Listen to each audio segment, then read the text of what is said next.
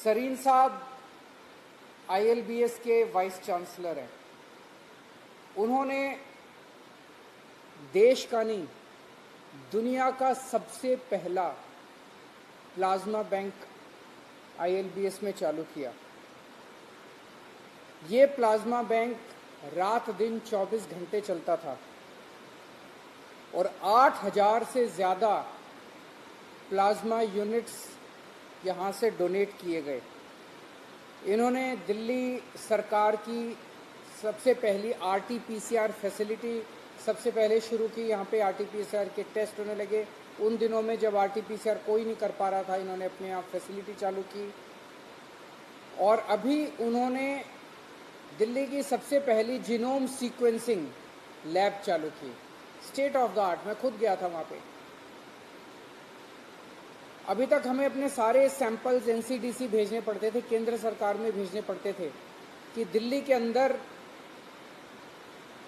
जो वायरस आता है वो वायरस कौन सा वायरस है, कैसा वायरस है, ये जानने के लिए उन्होंने जीनोम सीक्वेंसिंग लैब चालू की। पूरी कोरोना लहर के दौरान उन्होंने लोगों की खूब सेवा की और दिल्ली सरकार को समय समय पे गाइडेंस देते रहे, एडवाइस देते रहे। Doctor Suresh Kumar LNJP hospital के मेडिकल डायरेक्टर हैं। उनकी देखरेख में LNJP हॉस्पिटल ने देश के सबसे ज़्यादा पेशेंट्स का इलाज किया। LNJP हॉस्पिटल वो हॉस्पिटल है जिसने 20,500 कोरोना के पेशेंट्स का इलाज किया, सबसे ज़्यादा पेशेंट्स पूरे देश में। इन्होंने भी second plasma bank, doctor Sarin ने पहला प्लाज्मा बैंक शुरू किया, इन्होंने देश का दूसरा प्लाज्मा बैंक शुरू किया और एक यूनिक फैसिलिटी इन्होंने चालू की अपने यहाँ। जो मरीज कोरोना की वजह से एडमिट होते थे, उन मरीजों से उनके रिश्तेदार कब मिल नहीं सकते थे, कोरोना था इसीलिए मिल नहीं सकते थे। उन्होंने उनसे उनकी बात कराने के लिए एक यूनिक वीडियो कॉन्फ्रेंस फैसिलिटी चालू की, जिसकी वजह से मरीज अपने रिश्तेदारों से बात कर सकते थे और रिश्तेदार उनसे बात करके उनको एक तसल्ली हो जाती थी कि इलाज ठीक ठाक चल रहा है। इन्होंने भी अपने यहाँ जीनोम सीक्वेंसिंग फैसिलिटी चालू की। कोरोना जब चालू हुआ, LNJP हॉस्पिटल में 50 ICU बेड थे, इन्होंने ये बढ़ा के 900 ICU बेड कर दिए LNJP हॉस्पिटल में। बहुत बड़ा काम किया। उसी तरह से इन्होंने ऑक्सीजन के बहुत सारे बेड्स बढ़ाए। LNJP हॉस्पिटल वो हॉस्पिटल था जिसमें जो कोरोना पॉजिटिव माएँ थी, उनकी डिलीवरी होनी थी, उसके लिए स्पेशल फैसिलिटी तैयार की गई। 627 डेडिकेटेड लेबर रूम बनाया गया उनके लिए।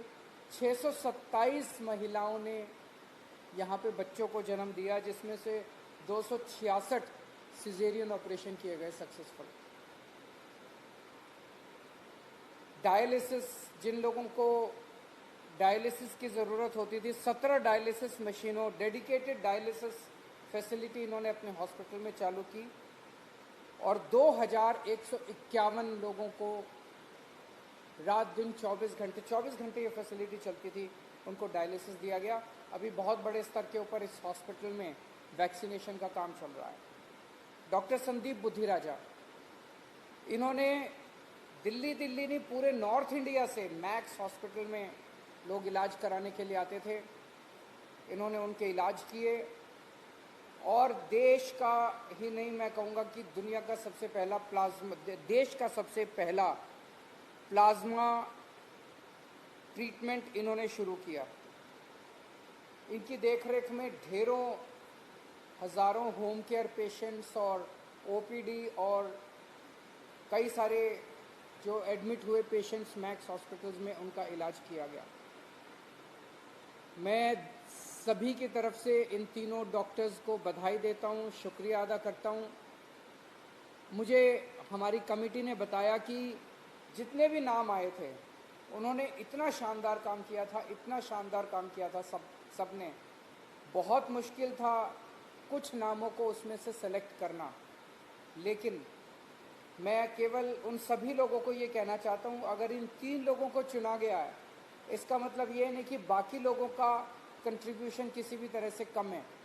मैं ये समझता हूँ कि ये माना जाए कि ये 3 लोग दिल्ली के सभी डॉक्टर्स, सभी नर्सेस, सभी पैरामेडिक्स की ओर से पद्मा अवार्ड्स के लिए रिकमेंड किए जा रहे हैं।